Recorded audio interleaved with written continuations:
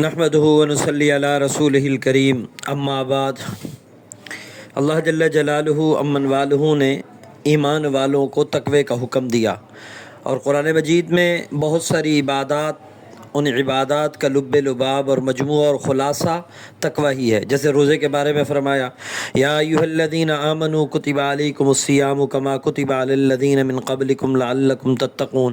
اے ایمان والو، تم پر روزے فرض کیے گئے جیسے کہ پہلی امتوں پر روزے فرض کیے گئے۔ کیوں کیے گئے؟ تاکہ تم متقی اور پرہیزگار بن جاؤ۔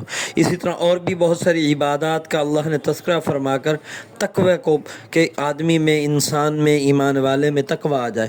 اب وہ تقوی اللہ کے ہاں بڑا محترم مکرم، جیسے فرمایا ان اکرمکم عند اللہ اتقاکم، تمہارے ہاں معزز، محترم اور مکرم اللہ کے ہاں وہ ہے تم میں سے جو تقوی والا ہو، جس کے اندر تقوی ہے۔ کسی عربی کو اجمی پر، اجمی کو عربی پر، کالے کو گورے پر، گورے کو کالے پر، پڑھے لکھے کو جاہل پر، جاہل کو پڑھے لکھے پر، کوئی فضیلت نہیں دی گئی۔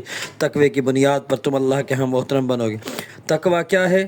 تقوی اس چیز کا نام ہے کہ اللہ کا ڈر اور اللہ کا خوف اور اللہ سے امید ہو جائے، کہ اللہ کا ڈر کہ میں یہ گناہ کر رہا، میرا اللہ مجھے دیکھ رہا، میں اللہ کی نافرمانی کر رہا، میرا اللہ دیکھ رہا، میں اللہ کی جو بغاوت کر رہا، یہ اللہ میرا دیکھ رہا، اور اس بات کا یقین دل میں آ جائے اور اس کا ڈر پیدا ہو جائے کہ مجھے کل مرنے کے بعد اس کا جواب دینا ہے، اور امید ہو جائے کہ میں جو نیکی کر رہا، میں نمازیں پڑھ رہا، خیر صدقہ کر رہا، خیرات کر رہا، نیکی کے کاموں میں آگے بڑھ رہا، رفاہی کاموں میں آگے بڑھ رہا، یہ بھی میرا اللہ مجھے دیکھ رہا ہے۔